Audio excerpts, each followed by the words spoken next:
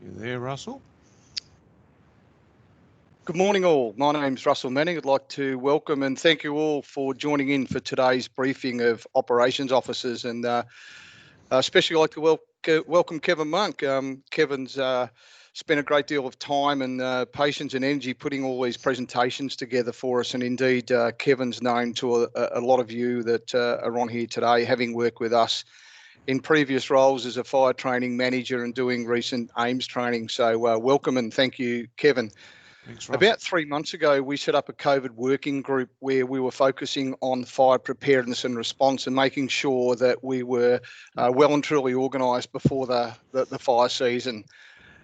We've had a number of regional and state reps, subject matter experts that are on our group, all working on different themes. One of the areas that when I was asked to take on this role was immediately identify the need to undertake and deliver COVID training to our key IMT staff in our leadership groups as we head into the fire season. There's so many changes in procedures and how we're doing things. It's just really critical we understand that. For operations officers today, the briefing's largely targeted the role you would do in an IMT, so in that level 3 operations role, but there's certainly lots of things that you'll pick up if you're a task force leader, etc. As well.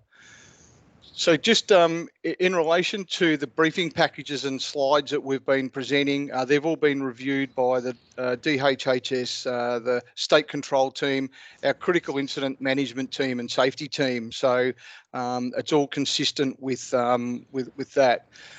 And it's also consistent with the DHHS and the 6 COVID-safe principles, which Kevin's got a slide on afterwards. We've got a number of subject matter experts, including regional staff that have inputted info, and people like Tony English, Aaron Van Winden and Jeff Pike. Jeff was going to be on today and I'm not sure he is, but those three in particular have done a lot of work with the operational space with the first attack documents and our safety plans, input into the module as one. We've also, in developing our packages, included some lessons learned from British Columbia and USA. We've been hooking up with BC for probably the whole 3 months now, every fortnight, in how they were preparing under COVID and what it looked like for them. We've had lots of information come out of the US, but probably struggled to connect with some of the key people there that we worked with in the last campaign when they were out here, simply because they're all deployed to incidents, and we've seen just the sheer number of incidents they had and the volume, and of course the coronavirus is much different with 100,000 cases per day in the US, but we have got lots of lessons learned from them, which are included in some of the training and briefing packages that we've got. The briefing that we're delivering doesn't have all the answers. There's a few important procedures that are still in play to be endorsed, but in saying that, there's an awful lot that have been and provide really good guidance and that are on our Tarnook page now. And it's, as I said, we don't have the answers. There's still going to need to be that district leadership, and operations people are really great at doing that. You've been doing that for some time. And the package that, particularly the COVID advisor package that Kevin and I developed, went through a few stages of how that was developed, but that's now being endorsed by the state. So this is the last of the briefing packages that we're delivering, and the state is starting, I think, this week, but they're using our COVID advisor training package to train the CFA, SES across the state with the package that we've developed, so that when we get someone at incident, they should all be trained to the same standard. Today, the briefing will take about 1.5 hours, provide you with key information, inform you of key procedures that will enable you to do your role more effectively. With the COVID advisor training that I mentioned just before, to date, we trained about 160 staff. There was a lot of those that were safety officers, medical unit leader and base camp manager, which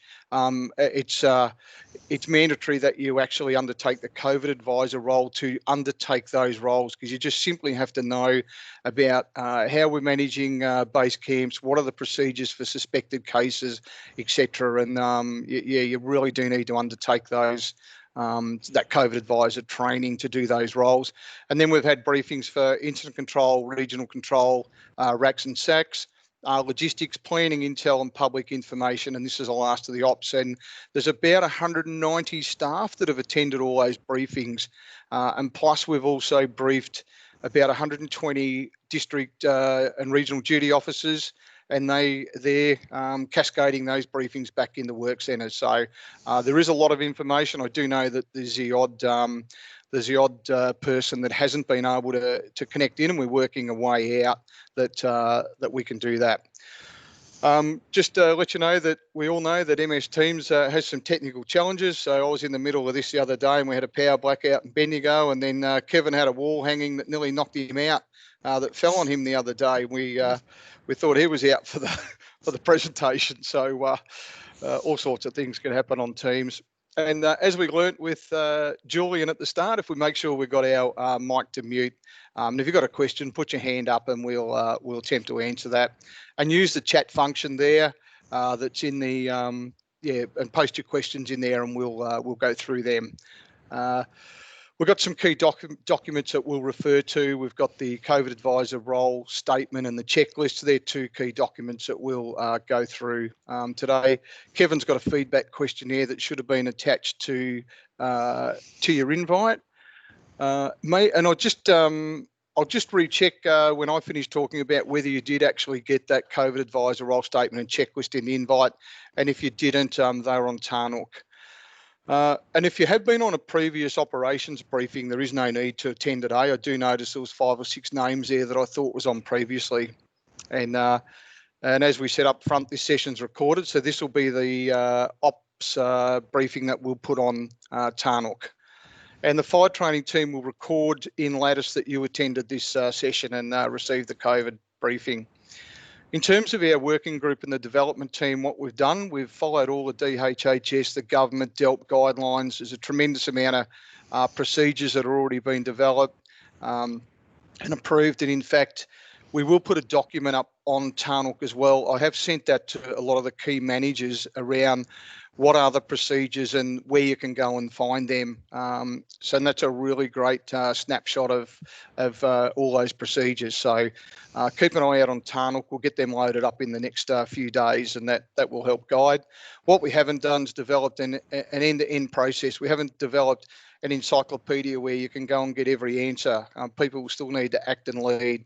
There'll be decisions that'll need to be made at districts, particularly when we talk about the module as one and how we mobilise people. So we're still going to need to make sure all that's undertaken. COVID advisor role, Kevin will cover the interactions between the COVID advisor and operations and other functions briefly, but it's a role that was endorsed by the state control team and adopted statewide, as I said, and it's about making sure that we have a role that's focused on COVID during our readiness and response. But as I said, Kevin will cover that more today. Just a few final comments from me around COVID. It's obviously really important. We're delivering key training around it. We've ran dozens and dozens of sessions to date around this, but we just also emphasise with people not to lose sight of what our state control priorities are, and preservation of life. Our people in our community are number one, and issuing of the community warnings and information. And I mentioned before about lessons learned from the states. There's 2 things that they provided back to us. Was that first up, in some of the early fires in California, they did an analysis of 15 fires, and they said that they prioritised COVID over their firefighter safety and that of the community, and they needed to put steps in place to readdress that. So that was a key. That was a key bit of feedback from them, was to make sure that we were focused on our people, and sure, we got to focus on COVID, and they're in a completely different situation there, but not let that override our decision making, and we'll talk a bit more about that. And they also said at 15 fires that they analysed, that in every one they underdone logistics. So they spike out more and put people out in remote areas, and as they tried to do that, they said that they underdone the logistics team in every one of them, and they yeah, they you know, and I guess the same as for us when we look at the modular one, etc., is to make sure that we've got all our logistic support people. And I mentioned there isn't answers for everything. We've probably got around 70 documents now on COVID. There's another 20 or so on MCOP. We've still got about 10 logistics ones for the logistics people that we're loading up and getting on the system. So yeah, there is a lot there. And even this morning, I've been asked a couple of things. Is there a COVID guide for task forces? Is there a feedback for COVID advisors? And no, we haven't got that as yet. And we do realise that all these challenges or these new arrangements will be challenging for all. And we've been briefing our logistics people, for example, and there's a really lot in that space for them to understand, as there is for all of us. And we just said, just get more people into help. You know, if you need more people, get them into help. Notwithstanding, we've got issues potentially around accommodation and numbers of people, but we can't be left short. We've got to make sure we get people in to help us. We do believe we're well set up from compared where we were 3 months ago. We believe we are really set up, but we acknowledge that we haven't got every scenario covered, and there's still going to be unanswered questions.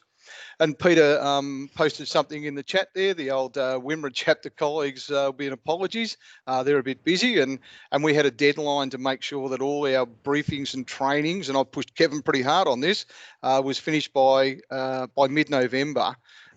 Because we typically are well and truly into response, and in the Wimmera and the Mallee at the moment, there's you would have seen they've got some considerable fires there. They've got COVID advisors in place. I've had a chat to the district managers there. They've got people in place for that. And they're bringing in external IMT people and task forces. So there's, you know, the challenges around accommodation and all those sorts of things, which they're managing really well from what I'm hearing. So it's happening already, and we all know we're reading and knowing about this the situation in South Australia at the moment with the cases there. They haven't had any since March. So we're going really well. I think it's our 17th or 18th day that we haven't had any positive cases in Victoria, but we can't afford complacency to set in either. And hence why a lot of these procedures still apply to us, and we'll need to manage this right through the fire season. But as I said earlier, the great thing about operations people, you lead and act in every space. You manage all our task forces, all our contractors, add incidents and do it very well. So that's going to need to be relied on more than ever this year.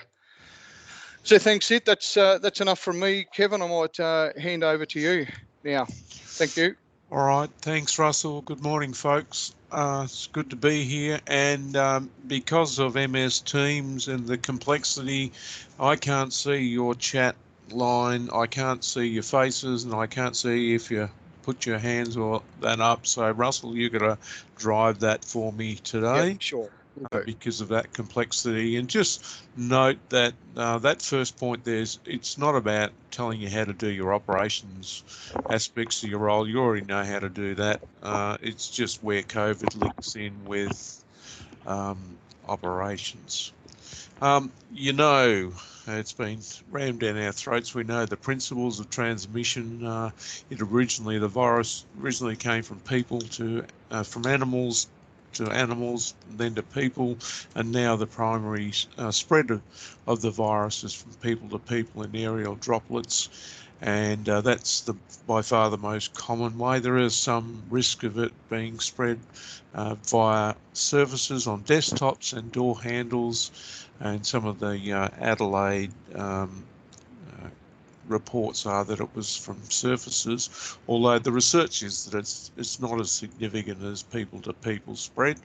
But we know that we've seen the ads on TV, and we follow the guidelines, and we're told to wear face masks. And there are some exemptions, as you know, in operations and aviation. So, you know, if you're doing heavy duty work, so with raking a trail and chopping down trees, etc., so you don't have to wear a face mask then, or rappelling. So there are some exemptions. Or if you've got a medical condition, you get a medical certificate from your GP, and you'll have an exemption for that. But there's some exemptions, but for the most part, wear a face mask. We need to practice social distancing of 1.5 metres. Keep cleaning our surfaces, desktops, and phones and keyboards, and then the message of don't go to work if you're feeling unwell. So that's what's being out in the community, and for the most part, we've done a pretty good job of that. As Russell said early on, it's everyone's responsibility. Safety, including COVID safety, is everyone's responsibility, and COVID's just another layer of incident complexity. But as Russell said, we shouldn't take our eyes off the ball, which is suppression of the incident while ensuring the safety of our emergency personnel and the safety of the community. I'd just make a comment here that for the most part our training's been focused on fires and the COVID advice for fires, but there's a chance that we could be involved in floods, and that's what SES are gearing up for, but also for agriculture, for plant and animal diseases. There could be an outbreak and we might be involved in those. So the principles that we're touching on here apply equally to fire and floods and other incidents that we might be involved in. As Russell said, the COVID advisor's role is to assist the safety officer and therefore the incident controller, ensuring personnel comply with the overarching COVID health guidelines, and those 6 principles that DHHS put out early on haven't changed, and they're the worldwide guidelines, and they're what health experts say if we follow those we can reduce the spread of them, and that's what we've done in Victoria. And then as a result of those and then applying those to the workplace, we've got about 80 protocols for work from DELP, FFMV and EMV for aviation, and FFMV for work practices and protocols, which are just talking about what those 6 principles mean in the workplace. And remember, the COVID advisor is not a medical expert, and they're not a COVID expert, nor are they expected to know everything about the 80 or so protocols that are out there and what their implications mean for the incident. So the responsibility, like every other aspect of the incident, rests with the leaders and the functions at the incident. So it's expected that all the leaders within a specific function, so for logistics, will know what the logistics protocols are, how they apply, and that their staff know how to do that. So if it's catering, know what the catering protocols are and then how they're to be applied. The COVID principles in catering and ground support and facilities, and everything around that's up to the logistics, and then the unit leaders and the people including contractors who work in there. The COVID advisor's just going to have an oversight of that and ask some wise questions about logistics and how well they're complying with COVID-19 requirements. So as Russell said, there was some people wanted a really detailed description of step-by-step on this is the way you handle every fire and every possible COVID incident there. So we couldn't do that. We needed to stick with principles, and as I said, the state government put out the 6 COVIDSafe principles.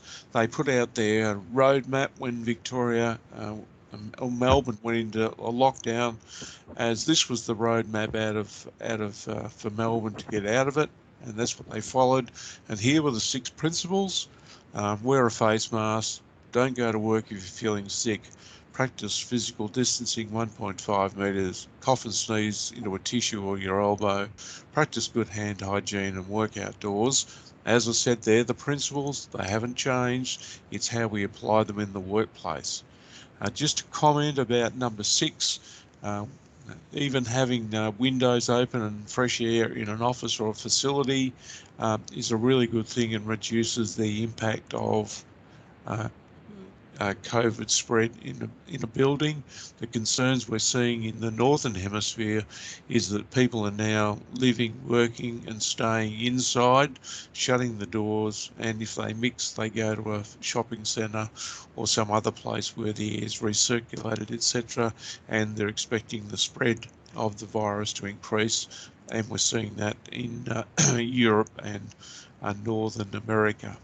So what does it mean? So as a leader, I have to wear a face mask, I report even if I'm not feeling well, practice socially distancing, etc. And then I'm expecting my crew to do the same, the people who work in, say, operations or logistics, to practice those things, and if they're not, to remind them accordingly, because that's also what our family and friends are doing in the community. So that's the leader's intent, the standard we're setting for our people and applying ourselves to. Russell said that early on the COVID advisor's role was appointed, approved by the state control team and DHHS, and there was some COVID advisor role statements and checklists that were produced and circulated, and they were based on the early period in Victoria when there were hundreds of cases being reported a day. And it's about ensuring that the incident is focused on COVID-19 aspects. Well, I should say that there's someone focused on COVID-19 aspects. It's primarily about the ICC, although it could be involved in a region and around base camps and air bases, but there also might be staff working off-site at perhaps a CFA office or a council office. As we know, that many districts are already rostering this role, and I know Russell was saying they've already got COVID advisors up on the fires that are now in the northwest of the state. So people are rostering that role, or at least the function to monitor that, and being deployed on readiness days. And the people who have done this, we've now got nearly 100 COVID advisor roles ready to trained to take on the role, and the training team the people have completed the training on the latest state resources as the state COVID advisor. So if you want to find out who the COVID advisors are, that's where you want to go.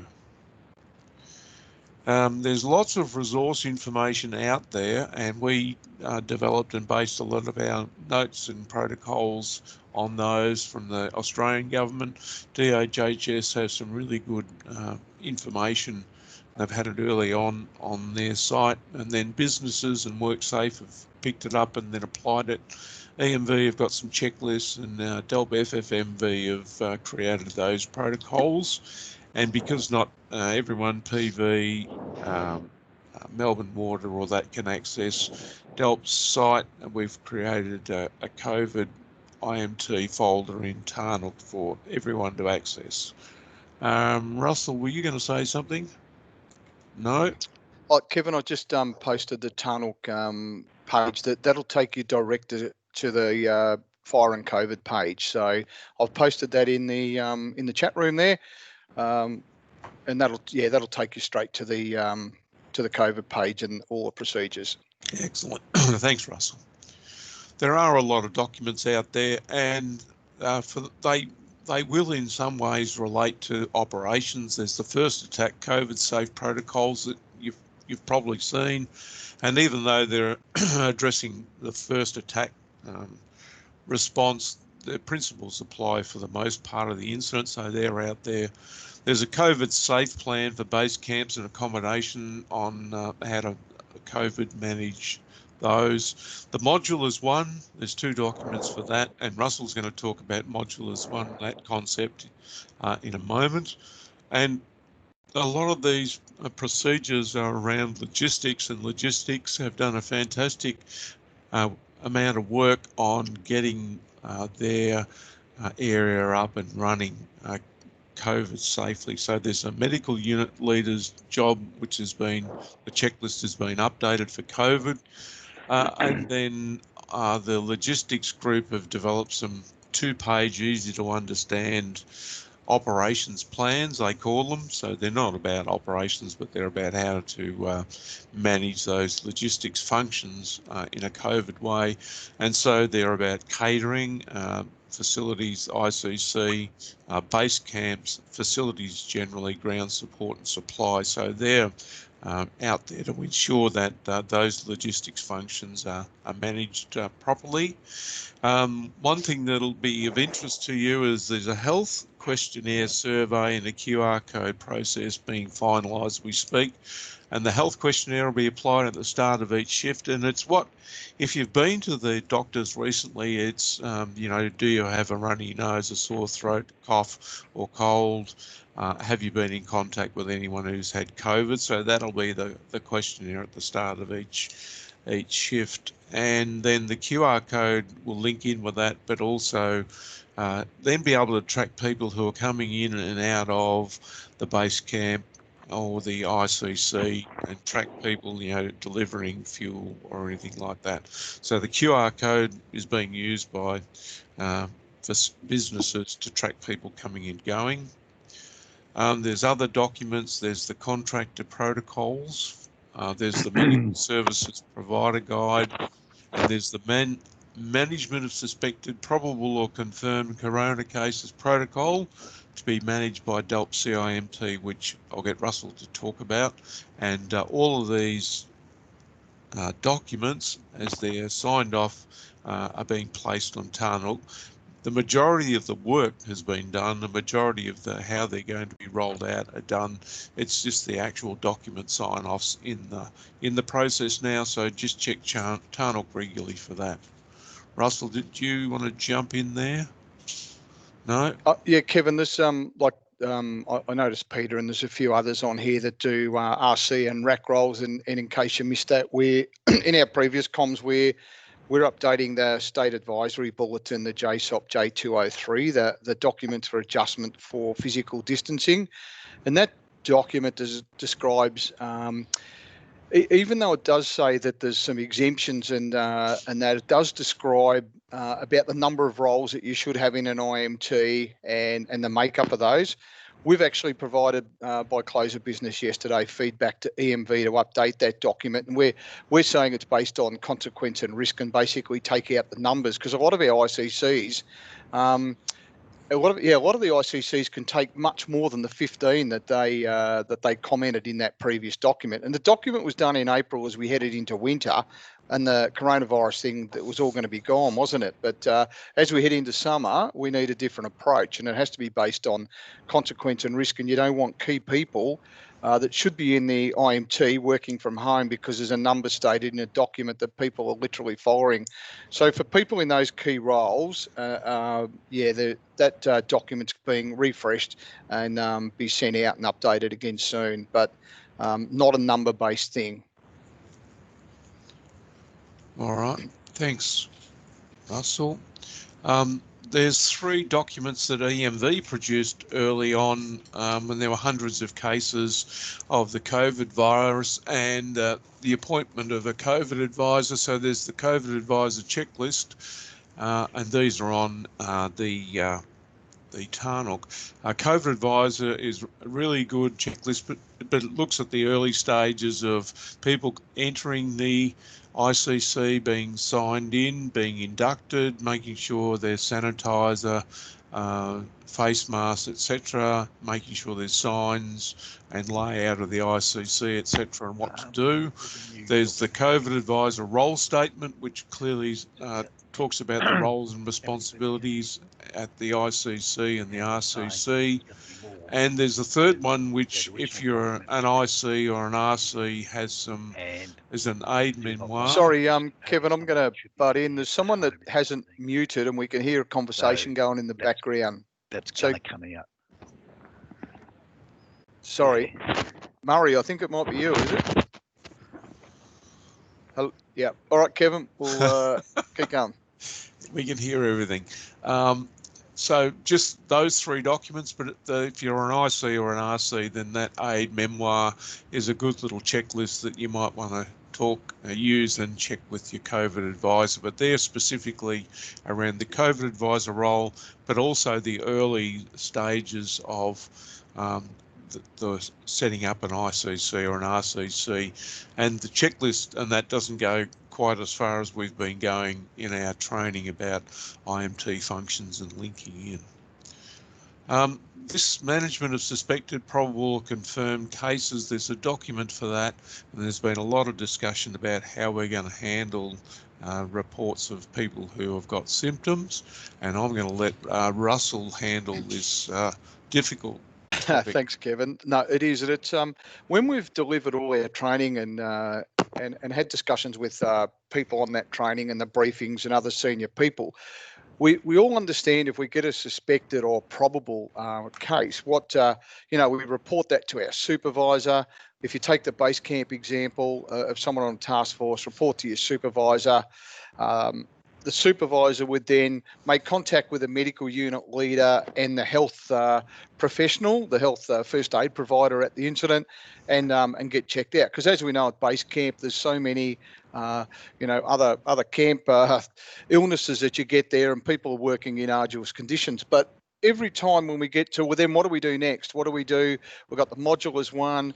What do we do with the whole module? What do we do with the people there? What do we do with the person that's got the suspected case? Do we get them in isolation? Do we take them down to a hospital? So what's been discussed and negotiated over several weeks with the critical incident management team is that and this really critical part to make sure that at incident we've got an incident controller, a deputy incident controller that's set up to manage safety and COVID.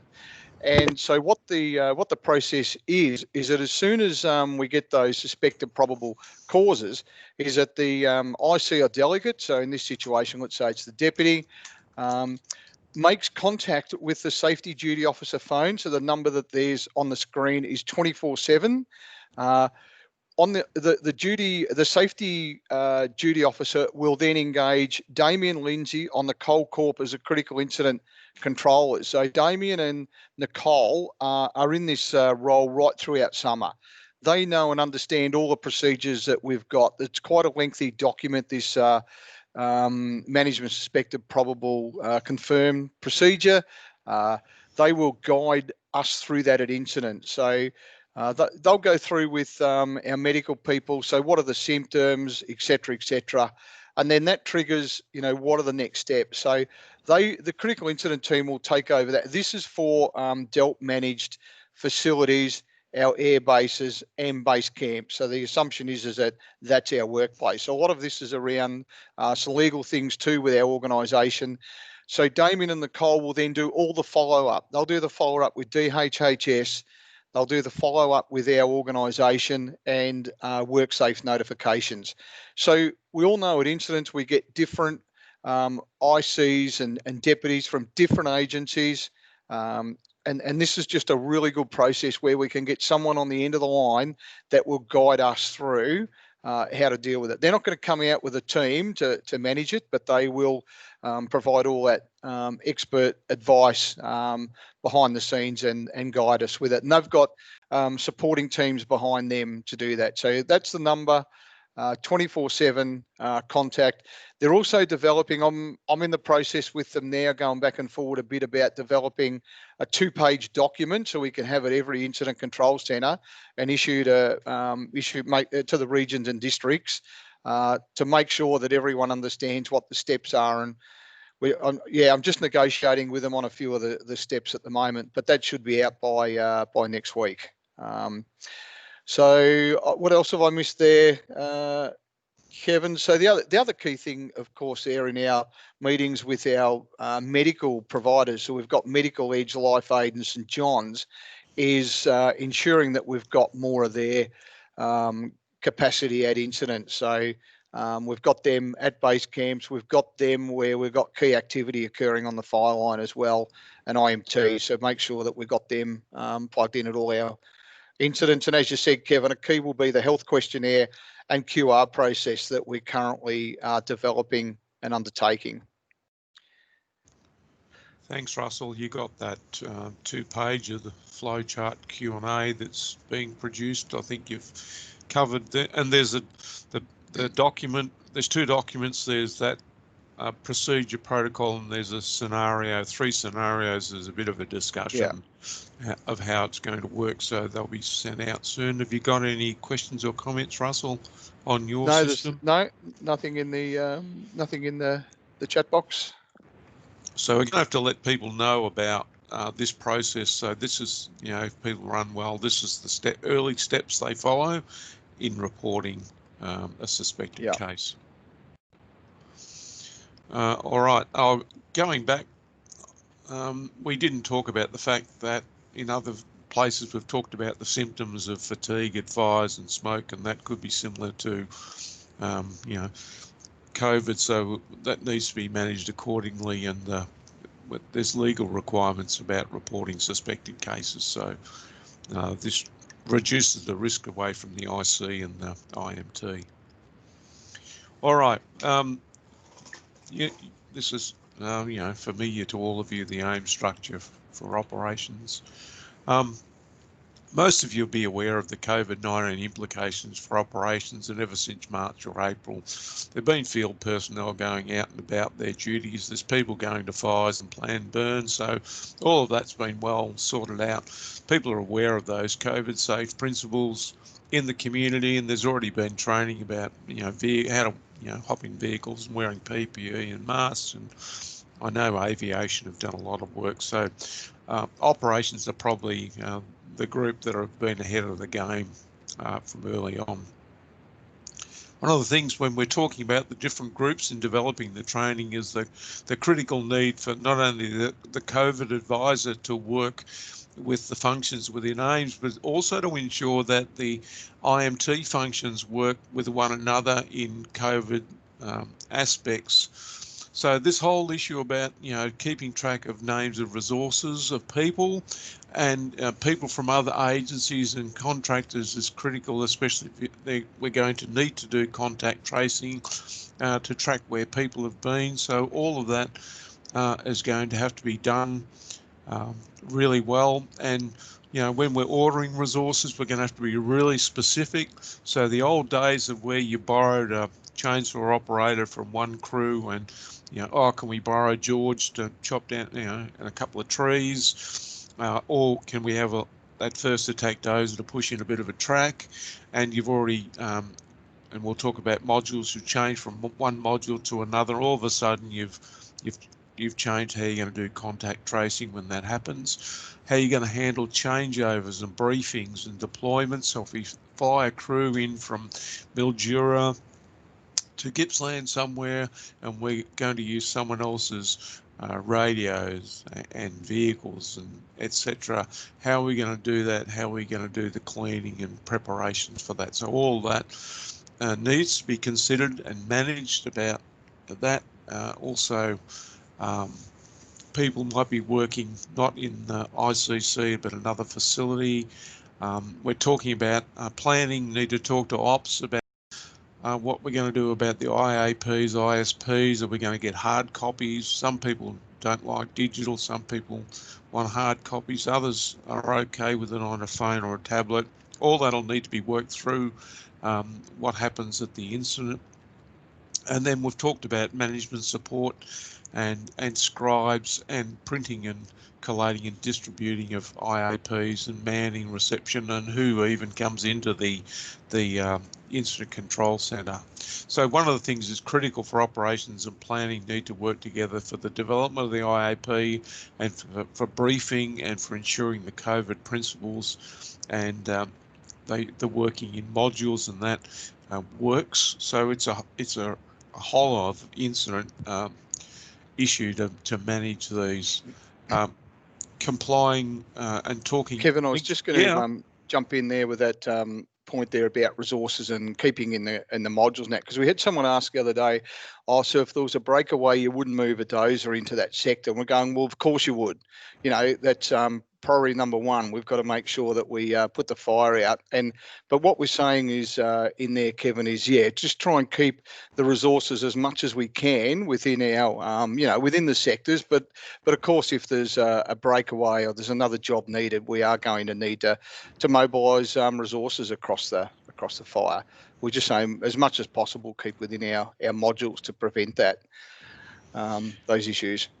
And I know this might even sound pedantic, but that if you've gone out of your module to help out for that spot over or that, the leader shouldn't make a log of the people that came from the other module and the time they worked and started and finished and who they were linking in with because of that potential to have a contact tracing later on. And, you know, it sounds a pain in the arse, I know, but we're going to have to do that should we have to backtrace. Operations and logistics, you know, it's important. We want to be fed. There's a whole change of how we're going to be fed, and, you know, we're not going to have meals in pubs with a whole group of other people or a base camp anymore. It'll be catering, and it'll be in boxes for the most part, and practicing social distancing and in eating in our modules and practicing good hygiene. And we'll talk about that in a minute. There's going to be continuous monitoring for COVID symptoms and you know, isolation protocols, and Russell's already just spoken about with that. First aid, and we're going to bring in the first aid providers early on, and the COVID advisor, and all around this responding to a potential COVID report.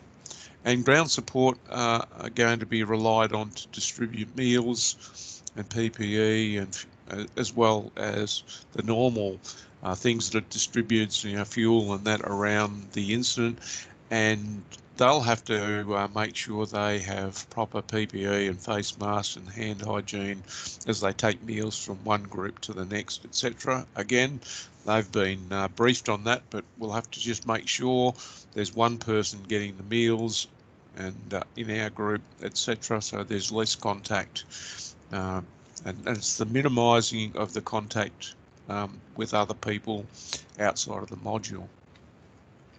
Supply, just check that there's always sufficient masks and disinfectant and gear, etc., and give heads up to logistics if you look like you're running out. And I don't think that should be the case, but regions have got 3 or 4 days supply at least, and then Altona have thousands of orders already in supply. So, but you'll need to get them from Altona to the incident, but just heads up about that. Facilities, you know, trying to keep people in motels or hard accommodation, hotels and motels, and base camps. We'll talk about modulars 1 and some isolation accommodation. So we're looking at if we're in a town, we might book out a couple of rooms for if we have to isolate a person. Some ATCO huts have been hired to put in the base camp for isolation, and having some module showers and toilets, and all the briefing of security and contract cleaning of facilities, etc. And you'll have to link in with how you monitor the FFMV, non-local resources and non-FFMV resources, so CFA or interstate resources. So again, how they're going to be fed, how they're going to be accommodated, and how they're going to be managed. All right, so that takes us generally to logistics, and one of the big areas of change is going to be the modulars 1. I've got a couple of questions there, Kevin. Yeah. Yep. So we will get into talk, Peter, a bit about the modulars 1 there, but Pete Gambora's had there from, it was a bit challenging there on the weekend about management of crew fatigue and people getting home safe. The modulars 1 concept challenged with around the 16 plus hours for shift length, and had to consider how to get them home safe and aligned to the vehicle and hygiene protocol. So Peter, that was that around your changeover and then new crews needing to use that vehicle, those not being kept by the crews? Is that sort of how that evolved? Yeah, thanks, Russ. It was, I guess the scenario was we had crew do extended shift, punching well beyond 16 hours. So in order to be within our fatigue management and safe work practices, how do we then get them home, given they can't drive, they can't stay together as a team, therefore we have to get someone else either to take them home or get them in a separate vehicle or a bus, which just created a number of other complexities. And it's just one that we hadn't considered until we were confronted by it. Yeah, okay. Because that is normally a challenge, isn't it, with that first shift about getting people back, because they often work beyond that 16 hours. But so this was about, how their vehicles get clean because they've left them out on the line, etc. Yeah, those sorts of challenges. Yeah, all those things sort of link to what we'd normally do if someone's, punching a 24-hour shift basically, and making sure they get home safe, which is not them driving. So then how do we do that without, multiple points of contact or potential contamination, if you like, amongst the workforce? Yeah, no, there's certainly some challenges there in all this, isn't there? Because if they're not going to come back to those vehicles, then what's the the cleaning arrangements? If they were coming back, then that's fine. But if you're going to have new people, that just creates different challenges. Yeah. And I guess the first starting point there is, should they drive those vehicles home if they've done over 16 plus hours? And the answer is, not if we can avoid it. Yeah. And then if there is an alternative, what is it and how complex is it? Yeah. And how do we implement it at sort of, some ungodly hour of Sunday morning? Yeah, exactly. Yeah, wow. Yeah. We did say there was challenges for regions and districts, Pete. Yeah, that's just another host of them. Yep. Thanks for that. That's and it's really great to get this feedback, Pete, because yourselves and the Mallee are probably the first that's had extended attack and needing to bring people in and etc. So it's really good to hear this feedback. Did you actually resolve it, Peter, or did you think about how you're going to do it, or that was it just facing you? Was it? It was resolved in the end, Kev, and I don't think I'll diverge what the solution was there, but everyone got home safe. Yep. Okay. No, thanks, Peter. And Andy Coram posted one there about documenting CFA resources online and the solutions. The solution there is the RDO to track resources and provide a summary of resources and people to ICC ops. And that's a challenge, Andy, when we're going to be, CFA respond directly out of the shed, and understanding who's there is going to be complex. But you're right, the RDO needs to make sure that all those details are provided. And we've discussed this with the logistics team, where I'll mention it more as we get into the module as one, where they've had a tendency to roll up at the late hours and just dive into a camp, and that's not going to happen this year. And so we've been briefing the CFA and SES as part of our state response agency task force that they're going to have to manage that better than they have in the past, and have people's details and expectations that they can't rock up late at night and expect all the gear is going to be set up there for them. There's a complete change in how that gets managed. I don't know if you got anything you want to add there, Andy? No, that's it for us. Yeah, it's just hard, difficult to track them from contact tracing perspective, and and they obviously turn out. Sometimes you don't even know if they turned out. So, but I think the RDO is the key. Yeah. Okay, thank you. Have the CFA have you locally spoken to the CFA, and have they addressed what they perceive might be a challenge for them? No, not really. We haven't really. Certainly brigades and district 18 is quite broad, and with the FRV, and it's probably not something we've done yet, Kevin. Yep. All right, Russell, it's all yours. You there? Module is one? Yep, gotcha. Okay, have you been through this first bit? No, I was going to let you do it, or do you need a break? No, that's fine. So probably a lot of people here have been on the various forums about the module as one, and the concept there is safely managing our resources and keeping people in a module. It's a concept that the United States developed, and if they have an outbreak of coronavirus, and they can manage people within that module, so they're not going to take out a whole base camp or a whole group, and it's keeping people within that modules. That applies to task forces, strike teams, and other groups, and stay within their cohort. We'll cover that with some slides in a minute. And it means they'll share the same vehicles, the same toilets, same showers. They'll have meals delivered in packs to their hub that they're set up in.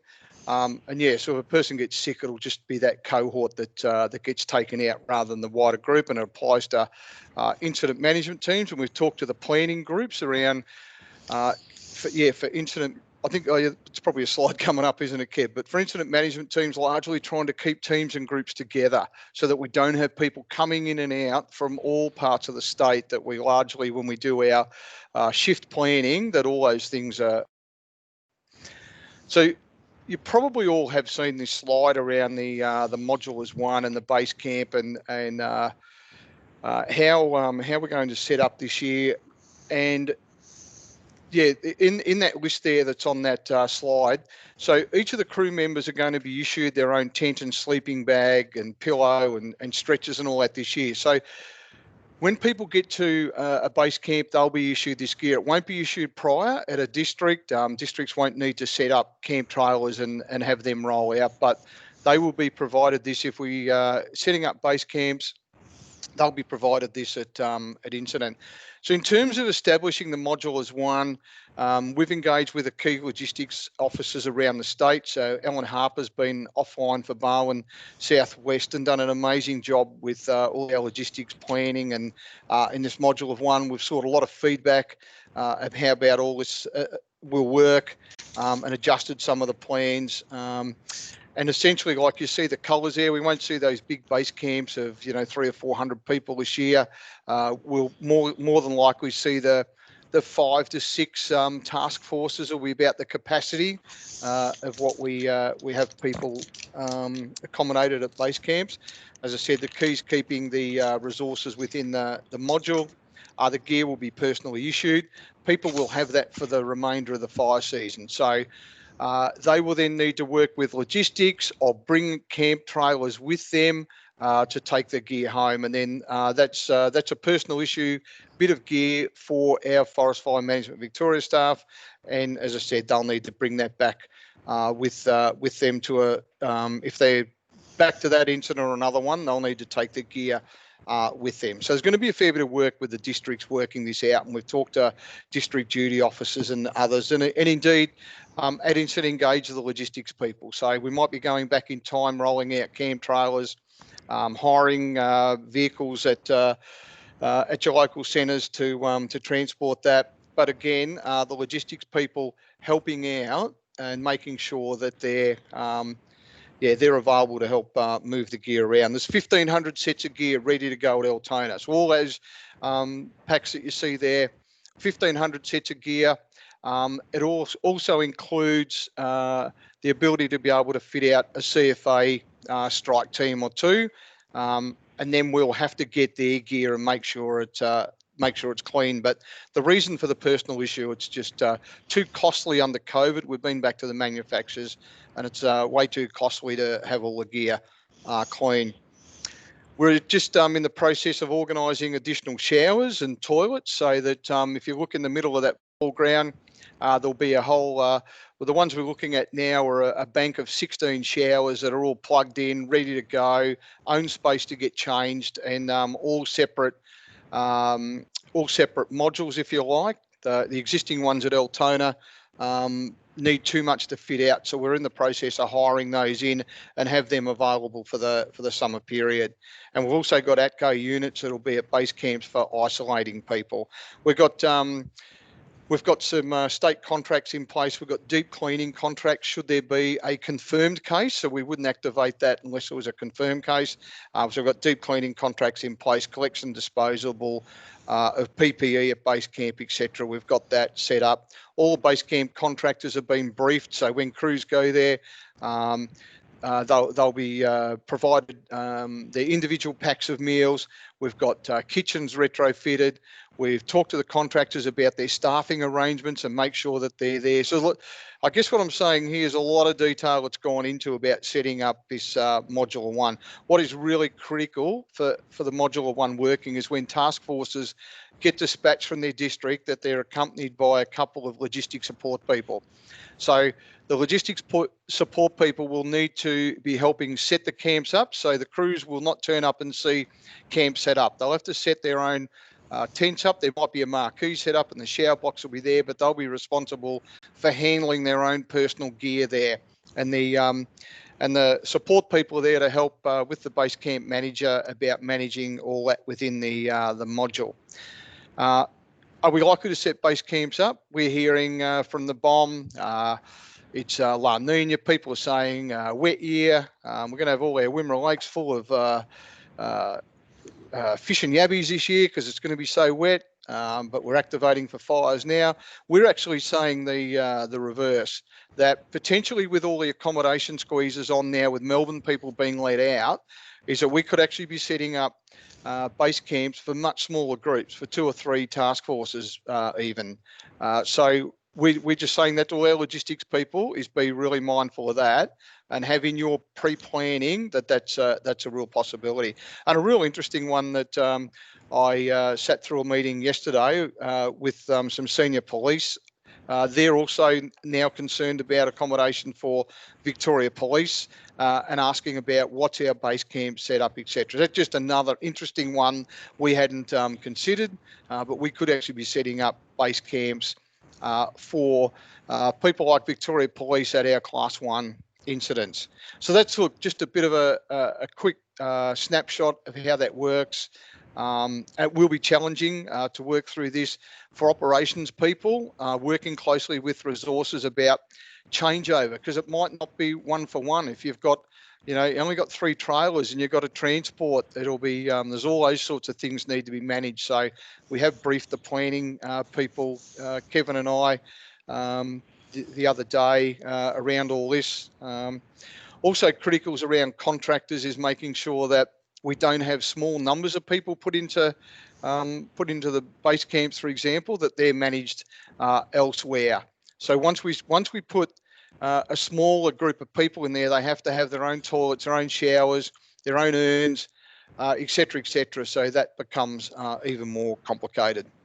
So I'll probably leave it at that, unless there's any questions that people want to ask, because that is a complete change to how we have done things in the past with our base camps. Well done, Russell. We're going to be able to fit less people on a football ground, so we're even where we've had 300 on the ground, we're going to have to look for other venues to put up other modules. And we've spoken about using hotels and motels, hard accommodation for, say, the spare people, the security guards, or some IMT people, and also having booked some hotel rooms for isolation and catering of people. But also if you've got vehicles and you're pairing people up, you'll have to consider males and females, so that if you have to share a motel room, you've got 2 females or 2 males in the rooms accordingly. So all of that needs to be thought about by facilities. Any comments there yet, Russell? So there's 2 documents for modulars, one that's out there now. How this is going to work? There's a really good procedure on Tarnook. So if you haven't had a chance to, I would take a copy of that and put it in your kit there. If you take task forces away too, for example, just so you understand that. And that extension to IMTs, that the modular one, again for IMTs, and getting those same IMTs where we possibly can, to be there for the duration of that incident. And yes, Jeff, you got a question, but I was going to ask you, Jeff, if you had comments, because you've helped put a fair bit of this together. Yeah, thanks, Russ. And one of the things that I was wanting to put on the table and just asked a question about, particularly for operations officers, is the considerations that you'll need to go into when you're actually looking to deploy your modules out online, and what divisions and sectors they get allocated to, and the thoughts that you'll need to be, well, the effort you'll need to be putting into minimising the chopping and changing of those and the mixing, the potential mixing of modules right across the fire ground. Obviously, we need to apply the appropriate effort on sectors as required, but we will have to consider what level of interaction that we're trying to have between modules, which is actually to minimise that, so that they can be tasked, have their space to do their work, and work effectively, but not necessarily with each other. That may put you in a position to be actually, for example, actually acquiring more plant to be able to ensure that the plant that you've got is available to work with, a particular module for the whole of, for the whole time they're there, rather than having plants swapped in and out all the time. So there's a bit more to this than just getting ready at your own district, dispatching your task force. It's and the task force, you receiving them as ops at that incident. We need to be looking where we're going to deploy them, and ensuring that they've got the best opportunity to stay in their module. Russ, that's my little contribution there. Yep. No, great point, Jeff. Thank you. Yeah. I missed a point there I was going to say about transportation too, that I talking to Brian Rees, like typically if we had, say, I think it used to be like 4 hours, if you were transporting teams 4 hours, it would be, potentially an aircraft. This year buses are going to be used more for transporting people across the state. There's a whole range of issues around what some of the aircraft carriers are prepared to take and can take. So all those sorts of things need to be worked with the planning and resources about changeover and all that. There's potentially going to be some issues around that the ops team and the planning team are going to need to be working really closely together there. And Russell, I'm not sure if you mentioned there's 140 additional PFFs, and part of the reason for getting them is to assist groups in setting up and maintaining modules as one. So if you've got a task force of 20, you might have 2 of those PFFs who are specifically about setting up the tents, etc., but also organising meals and cleaning and things around that, who won't be deployed to the fire line, even though they're PFFs, but will actually be restricted to the module. And how you manage those people is going to be critical, and there's going to be demands, I'm sure, about wanting to borrow or use those PFFs because they are a trained resource. But think about they've been grabbed for, in this case, a couple for the module.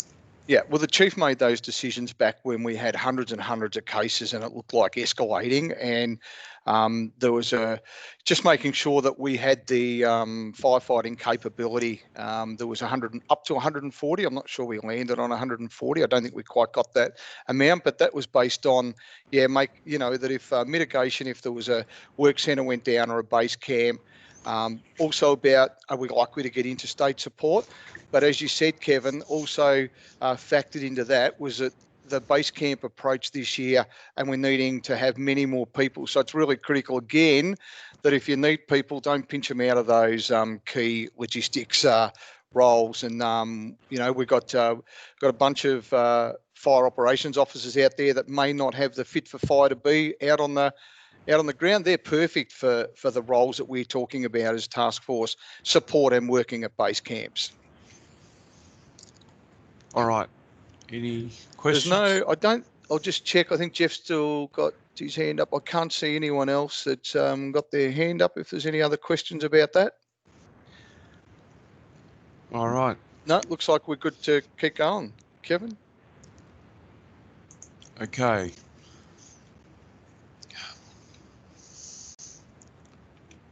Sorry. IT. Just have a think about some other repercussions around COVID. Is how you're going to travel to the incident.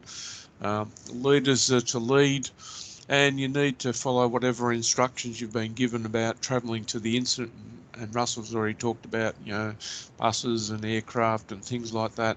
But when you travel to an incident, ensure the safety of all personnel and think about toilet stops and where you're going to get fuel and meal and rest breaks. So, the olden days are where you might stop somewhere in a town and go to the baker's and you all jump out of the vehicle and, queue up at the baker's. We'll have to stop that, or just organise our meals, our lunches in advance. So if it's going to take us, 4 or 5 hours, we might travel with our lunches and snacks and that. And so we stop along at a roadside and just have our meals and go to the toilet, but stay away from other people as much as possible, and make sure we've got face masks and sanitizers. So just be aware of that, and because you're going to be in the community, say if you're stopping in a town to get lunches or going to the toilets or a Macca's or something like that, so you're going to have to minimise that linking in with members of the community. We've already talked about trailers, and we've already talked about how logistics support people. One of the challenges that we've been talking about is how we're going to do briefings in this COVID period, and it's going to depend on policies that might be made at state, region and local levels. And so how are you going to do briefings for operations personnel to keep everyone safe, and probably, you know, cascaded briefings from the IC to the IMT and then down, and not in large groups unless you can, you know, have a sort of megaphone and then everyone wearing face masks and being 1.5 metre separation. That's still a possibility, but you may not want to do that, or in the ICC, or you might max out the numbers in the ICC. So you're going to have to think about how briefings are done in a safe way, how you're going to share information. And there's the possibility that you can do briefings on mobile phones or tablets, you know, using something like MS Teams, just provide that everyone's got reception. But that's just that technology's there that might be able to be used. And then consider how you're going to disseminate IAPs and ISPs, and can you have it digitally, and in some places have used QR codes to link into maps. So again, there's another challenge, not an impossibility, but just think about how we're going to do briefings early on. I've mentioned about keeping track of contractors, making sure they're briefed, inducted, and they're following the rules. And most contract companies who have got more than 5 employees have a COVIDSafe plan. So some of the big contractors have that. But if you're only 1 or 2 people, then you need to make sure they follow the guidelines and have a chat to them when you contract them for a fire. Ensure they're briefed and understand their safety. Ensure they're kept in the loop of all requirements and how you're going to do any changes and updates, and keep track on them. And Jeff mentioned that, you know, in the past we might have used a dozer quite appropriately to push in a track or something like that because of a spot over, and that's fine. But if it takes them out of the module, we need just to keep track of their details, etc. And also, if contractors, if we're using dozers, say 24 hours a day, and they change contractors in the middle of the night, we want to just know who's operating them. You may not have thought of this, but community awareness is something, especially I mentioned if we're travelling in a task force, and some of the comments early on when COVID was rampant was some people in communities that had big fires and they were fatigued. They were really reluctant to have crews, especially from Melbourne, coming into their areas. They said, "Oh, we don't want them people bringing the disease into us." And while COVID levels are low now, it may not all be the case, but just be aware of that. And we've spoken to public information people to monitor social media to see what the vibe is out there about community and firefighters coming in from outside the area to monitor that, and if possible address it with some positive news. Especially as leaders, you know, when we're there, think about, are we going to go to the pub for a drink after the shift, and how we're going to do that, and what are the community doing, what are the expectations, or even getting our morning coffee, or if we want to go to the supermarket to get toiletries or cigarettes or snacks or something like that, how are we going to do that so that we are respectful of the community and still keeping COVIDSafe guidelines. I'll just make the comment that even though the state is one at present with the low levels of COVID, as we've seen in Adelaide and as we've seen with super spreaders and their potential to infect people quickly. There could be a town that has goes into lockdown very fast. So just be aware of how things might change. Does anyone want to make a comment on that? Kevin, I was just going to say, because we have had some people say to us, well, why can't we go to the pub? We're allowed to up in regional Victoria now, or in Melbourne, or wherever. But that's just what you said around the respect for the community. So they're the things that we're going to need to manage, and just as we said, try and respect that module as one, and ask people to stick within their groups.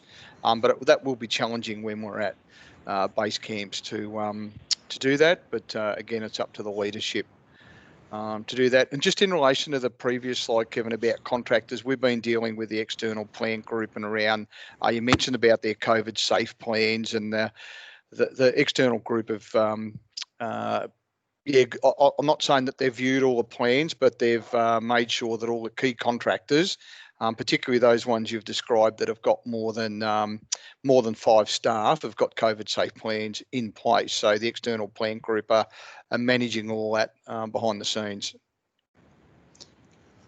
All right. And I know fires are a place where you often socialise and catch up with people you haven't seen for years because of, people working in different other areas, and they may be in different modules. And again, how are you going to manage that? The social aspect of that needs to be managed. And I'm sure that that'll be part of a briefing that, say, a task force leader would give their teams, that you don't want to be responsible as an individual for, your task force being sent home or a base camp being packed up, for example. So they're just some of the key things as leaders we need to plead with our people. Yeah. Aviation, as I said, there's been some exemptions for that. And if you're linking in with that, I know aviation have got that under control, and they've done their protocols, but just check with operations and their contractors and logistics. There have been some issues around radio operators and face masks and garbled messages, so there has been an exemption for radio operators not to wear face masks if the message is not clear. But again, just be aware of aviation's guidelines as well, and making sure you follow those. This is Russell's. I made a special slide for this one, Russell. Ensure that non-essential people do not gather in the ICC ops room around the radio table. So, or there are other places where people cluster, perhaps around a coffee, or where people have morning tea. But we want to manage that. I seen it pre-COVID, Kevin, and Peter will appreciate this. We had one of the fires in the Gramps, and there was just so many people in the ops room, and Big Mel yells out to everyone to get out of the ops room, and there was 5 police there, superintendents and inspectors from elsewhere in the state, and then Mel had a shock of horror when he yelled and told them all. But it was a really key point, is that you often miss the radio traffic. You've got people in there looking at maps, they want to hear what's going on. And we're saying about setting up the common operating picture, is making sure that happens with the planning team, and the ops team have got a responsibility there to keep maps updated, line construction progress, all that. If we get all that on a common operating picture, or get people out of the ops room and have that information displayed in a bigger room somewhere where people can just duck in at their leisure and get that intel.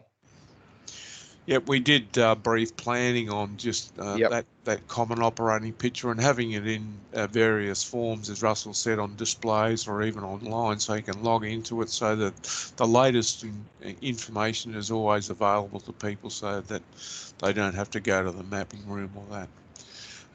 Just be aware of different agencies and the different procedures.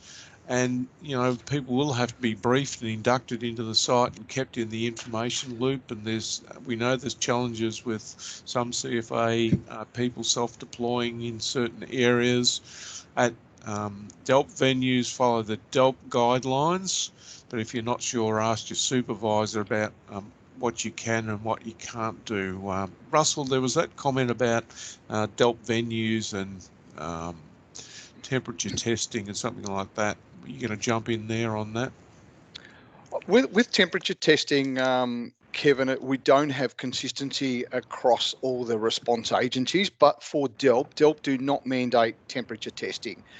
And indeed, our partners, Parks Victoria, Melbourne Water, Big Forest, don't either. So no one in Forest Fire Management Victoria do temperature testing as a routine. The only Fire Rescue Victoria do, and that's potentially more about the patient and response that they do in the urban areas, metro areas, and the CFA do. So where the complexity is that if we have our different incident control centres, so here in Loddon Mallee, if I'm on the roster for Epsom, we will not have temperature testing set up there. The CFA might for their staff.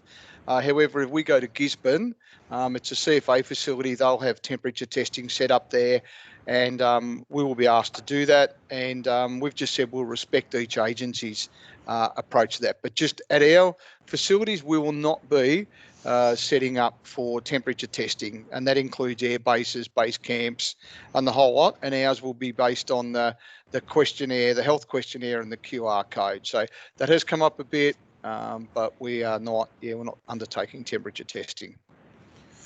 So even though we've developed and rolled out the COVID advisor training and briefings to people and all the procedures, still be aware that there may be differences between our sister agencies and venues. Just to finish off, just remember that COVID is just another layer of incident safety and complexity, and be confident that as we've handled the challenges in the past, we'll do so in the future. I just remind when I finish off that even though the numbers are low in Victoria, we've got problems in South Australia, but in America, they've got 250,000 deaths and 11 million cases, and in the last 2 weeks the number of cases has gone up 82% and deaths have gone up 40%, and Switzerland's intensive care hospitals are overflowing with COVID cases. So, we're looking good, but let's keep up the good work. Some last questions, comments from people. There's probably no more in the chat room there, Kevin. David did post a really good comment there about what I say to staff regarding COVID and restrictions. Just because you can, should you? And that's a really good good intent there. Yeah. So yeah, opportunity before we finish up, if there's any questions regarding what's been presented today, and just Jeff, if you've got anything you might want to add, given your lead role in the operations area with developing this. Yeah, so Russ, I will take that opportunity, but just let's get see if there's any other questions before I start, if that's okay. None popped up. Okay. Russ, today's presentation for all of us is giving us a bit of a picture of the circumstances that we're in, and I just want to reiterate a few of the points that have been made there.